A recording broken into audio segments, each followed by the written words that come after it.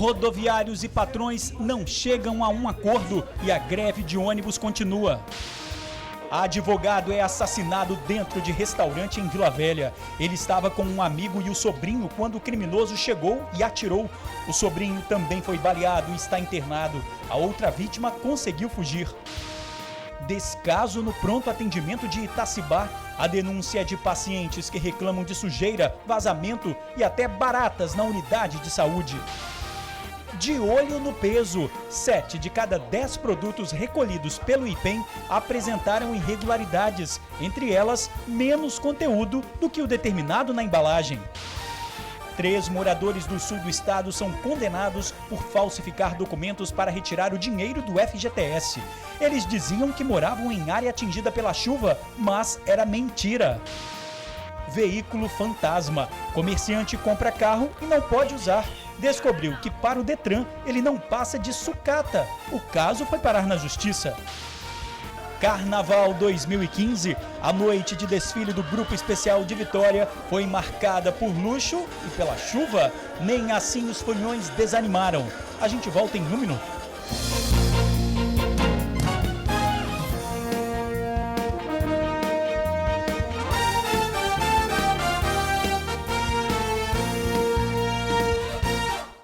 Olá, boa noite. A greve de ônibus continua. Rodoviários e empresas não chegaram a um acordo.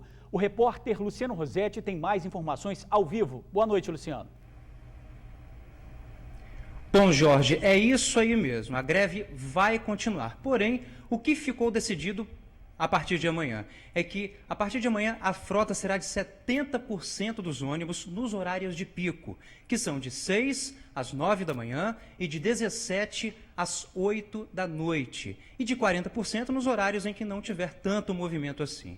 Eu estou aqui com o desembargador Marcelo Mancilha, que é vice-presidente do TRT, que participou diretamente das negociações. Desembargador, como foram as negociações e se o sindicato não cumprir com o que for determinado, o que acontece?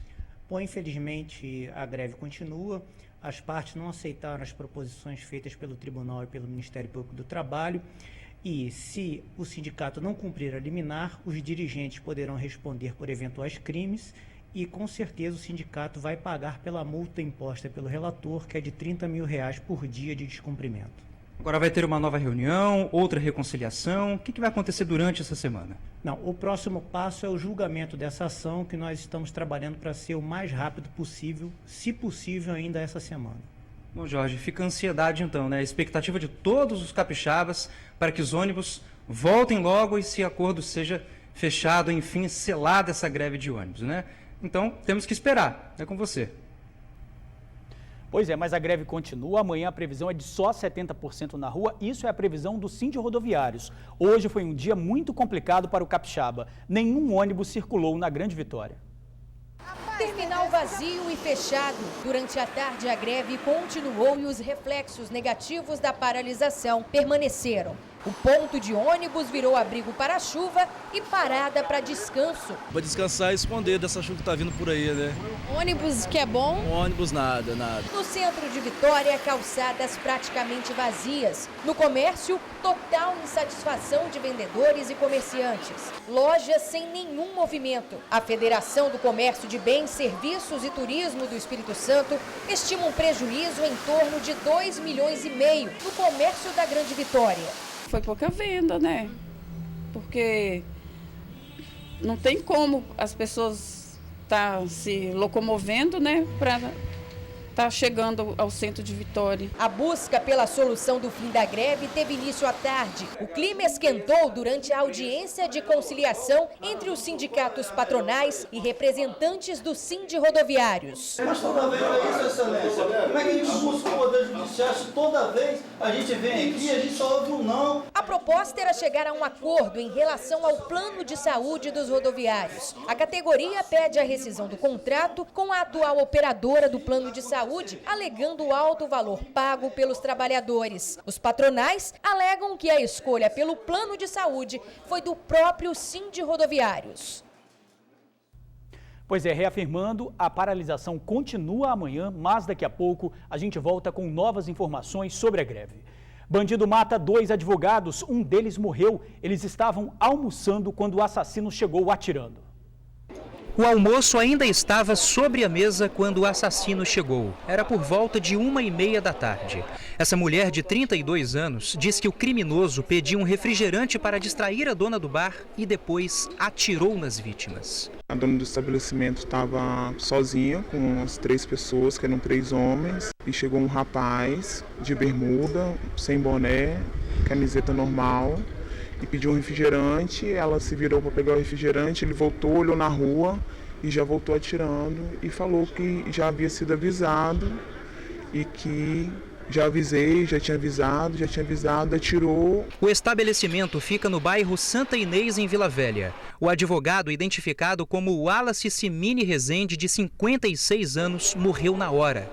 Ele levou vários tiros no peito e no tórax. A vítima também estava junto com o sobrinho dele, de 36 anos, e mais um amigo, outro advogado, que conseguiu fugir dos assassinos. No horário de almoço, ninguém espera, a dona do estabelecimento estava sozinha lá dentro. Ela falou que correu para a cozinha porque ficou com medo de ser atingida, né, porque ela estava sozinha lá, eles estavam atirando, medo de bala perdida. E ela falou que quando saiu, ela só tentou ver se eles estavam vivos, mas um já estava morto, e ela saiu lá de dentro e esperou a polícia chegar. O sobrinho de Wallace também foi alvo dos criminosos. Ele levou um tiro nas costas e foi socorrido pelo SAMU para o Hospital São Lucas. De acordo com as primeiras informações, o crime teria sido motivado por dívidas. O Wallace teria emprestado dinheiro e estava recebendo ameaças. Ele estava sofrendo ameaças, dívida, ele tinha pessoas que deviam a ele. Ele estava cobrando?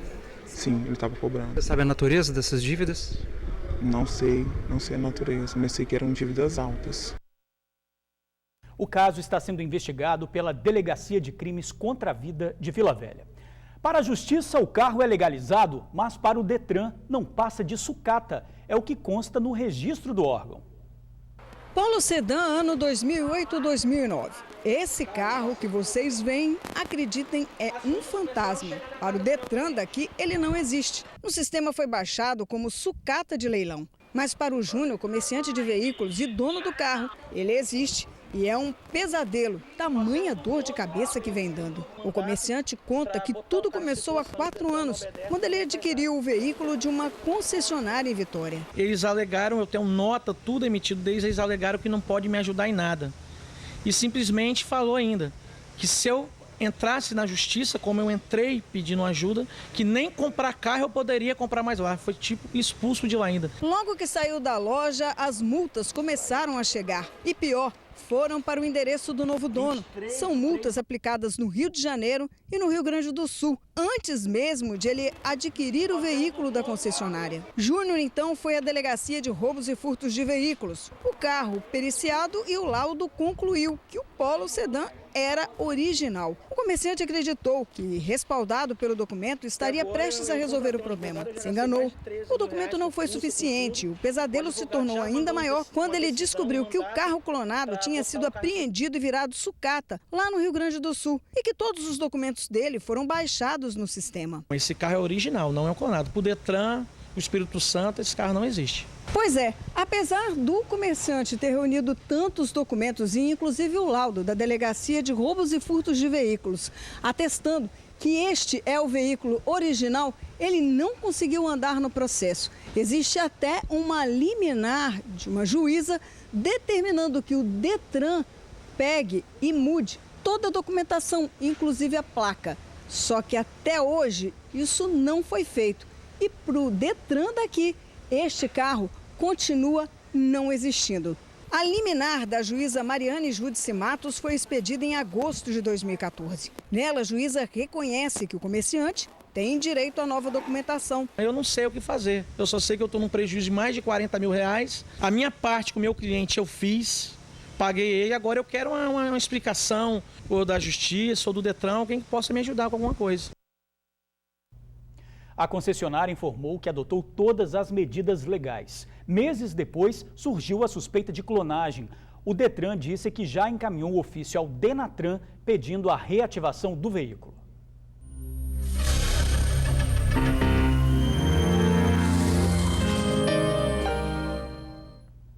Pacientes denunciam o descaso no pronto atendimento de Itacibá. Acompanhe. Pacientes doentes dividem um quarto minúsculo e totalmente inapropriado para pessoas debilitadas. Ar com mofo, poças d'água pelos cantos, o vaso sanitário do único banheiro interditado. As paredes estão descascando e o chão da recepção sujo de lama. Essas fotos registram o interior da Policlínica de Cariacica, localizada no bairro Itacibá. Em meio a tanta sujeira, como vimos nas fotos, surgem muitos insetos. Segundo familiares de pacientes, os quartos estão sempre cheios de moscas e até baratas são vistas em locais que deveriam ser extremamente limpos. Paula fez o registro da barata. A foto saiu meio tremida porque ela tem nojo do inseto. Ela conta que o filho dela está internado há 2 dias depois de um princípio de infarto e é obrigado a conviver com essa sujeira. O jovem Robert, de 17 anos, precisa passar por um cardiologista para, enfim, sair da policlínica. Aí não é um hospital, aí é um PA. Que PA não é para poder ficar internado, é para poder chegar aí e ser transferido para outro hospital. Mas como não tem como transferir, que o Estado não consegue vaga em lugar nenhum, todos os ar-condicionados, todos os quartos estão tudo quebrados, então está escorrendo muita água, então corre risco de ter inseto aí quando a gente está vendo uma barata no chão. Seu Jacinto é outro que vê um familiar doente sofrer no local. A esposa dele está internada há 3 dias. Tem uma caixa d'água vazando, a gente está pisando em cima da água, caindo no canto, né? Aqui do nosso mais horrível do mundo, né? Comida eles não dão. Pelo menos o paciente que está em cima da cama, né, tinha que ter, não vou dizer eu que estou acompanhando o outro, mas pelo menos eles tinham que ter. No caso do sobrinho de José, a situação é ainda mais delicada. Ele conta que o rapaz está depressivo e precisa com urgência de acompanhamento psiquiátrico. O menino está lá sofrendo em cima da cama lá, porque eles não têm condições. Hospital, aqui não é hospital, aqui é um PA, e esse PA está correspondendo um chiqueiro, entendeu? É água para tudo quanto é lado. Entendeu? É mosquito, é barata, entendeu? Tudo quanto é imundícia tem ali dentro. O medo de Paula é o mesmo de todos os familiares. Ela não quer que o filho saia da policlínica ainda pior. Eu quero tirar meu filho daqui, não tem condições, meu filho está nesse hospital mais. A Secretaria de Saúde de Cariacica informou que não pode fazer nenhuma intervenção no local porque aguarda a aprovação de uma emenda parlamentar. E garante que pacientes recebem as refeições. Muito complicado isso, né? Vamos ter que usar mais a balança do supermercado. E não é só para pesar frutas e legumes, não. Veja por quê. Com a listinha na mão, lá vai ele às compras. Os produtos de limpeza são sempre da mesma marca. Seu João nunca parou para avaliar se o peso que está no rótulo é verdadeiro. Na verdade, eu preocupo mais com a data de validade dos produtos. Fica realmente difícil saber se tem 1 litro de suco dentro da caixinha ou se há 100 gramas de biscoito no pacote. É um tiro no escuro. Não dá para testar, né? Não dá. Deveria, né? Mas não dá. Sinto dizer, mas muitas vezes nós, consumidores, somos enganados. Quase 70% das amostras de produtos com suspeita de irregularidades avaliadas no ano passado pelo Instituto de Pesos e Medidas do Espírito Santo foram reprovadas nos testes. O material recolhido pelo IPEM foi analisado neste laboratório. Os alimentos lideraram o ranking de reprovações. Todos os dias as nossas equipes estão percorrendo o estado, nos estabelecimentos, as equipes recolhem amostras de produtos. Essas amostras são trazidas para o laboratório, onde são analisadas, né? Então a gente verifica ali no caso, por exemplo, a gente está verificando o valor em massa, né? Se o peso informado pelo fabricante realmente está correto. A última blitz realizada pelo Instituto foi de material escolar. Para saber se há 100 folhas no caderno, é feita uma contagem manual. Já houve a operação Volta às Aulas, que é massinha, caderno. Também nós vamos fazer outras ações ao longo do ano. Elas são ações especiais, que sai um pouco da rotina. E agora vai vir Páscoa, depois vem Semana Santa. O fabricante que estiver mentindo na embalagem pode ser multado em até R$1,5 milhão de reais. Aos consumidores, fica a dica. Na própria balança do supermercado, você pode verificar se o peso que está sendo exibido pela balança do supermercado está igual ao que o fabricante informou. Ou siga o exemplo da dona Gilberta. Se o saco de feijão estiver mais leve que de costume, preferível não levar. E também denunciar. O telefone do IPEM é 08000, isso mesmo, 8000 39 11 12, ou pelo site www.ipem.es.gov.br. Não é preciso se identificar. 3 moradores do sul do estado são condenados por fraude em saque do FGTS. Eles declararam que moravam em áreas atingidas por enchentes em Alegre. Mas a investigação do Ministério Público Federal mostrou que as declarações eram falsas. Além de ter que devolver o dinheiro, os 3 foram condenados a 1 ano de prisão por estelionato e pagamento de multa.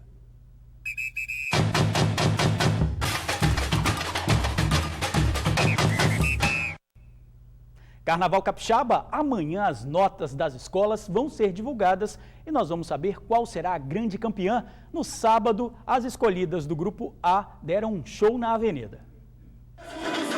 A Unidos da Piedade levou para a Avenida a própria história. O samba enredo Piedade 60 anos, uma odisseia carnavalesca de conquistas.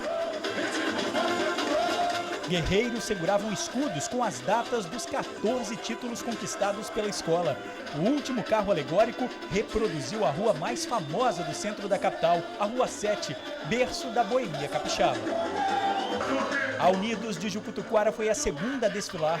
A escola fez uma homenagem ao município de Itapemirim. Na avenida, fantasias luxuosas e uma invasão de cores. A rainha de bateria Lorena Bragato desfilou de coruja, símbolo da Jucutuquara. As fitas pretas no peito dos membros da diretoria e da harmonia eram sinal de luto. O último carro alegórico, o rosto do presidente da escola que morreu vítima de infarto na semana do carnaval. A volta da Novo Império ao Grupo Especial foi assim, debaixo de chuva forte. Foi um desafio sambar com a pista escorregadia. O samba enredo Espelho, Espelho Meu falava sobre as águas, exaltava Iemanjá, a rainha do mar. A atual campeã do Carnaval Capixaba foi a penúltima escola a desfilar. A Independentes de Boa Vista falou sobre os 450 anos do Rio de Janeiro. O carro abre-alas da agremiação tinha quase 30 metros de comprimento. Uma águia em movimento carregava o nome da escola. Teatro Municipal do Rio, pelo segundo ano consecutivo, a musa do Carnaval Carioca, Viviane Araújo, foi destaque na escola. Agora lá vem ela, a Mocidade Unida da Glória. A MUG entrou com muita garra para tentar conquistar o título com o samba enredo que fala dos sonhos. A avenida se transformou num parque de diversões. Personagens de histórias infantis tomaram conta da passarela do samba. O Leão da Glória, como já é de costume, apostou em carros alegóricos grandiosos e fantasias luxuosas. O mundo encantado da MUG, bruxas e piratas nem assustam tanto assim. A apuração é amanhã às 3 da tarde no ginásio do Álvares. A entrada é de graça. E a gente volta já já com novas informações sobre a greve que deixou os capixabas sem ônibus. É um instante só. Voltamos a falar da greve. Os rodoviários confirmaram que a paralisação continua. Hoje cedo, o capixaba amanheceu sem ônibus. O GV Bus conseguiu uma medida para garantir a circulação de 70% da frota, mas os rodoviários alegam que não receberam a notificação. A categoria reivindica um plano de saúde mais barato. Então a greve continua, mas amanhã a categoria promete mais ônibus em horários de pico. Para você, uma boa noite. Até amanhã.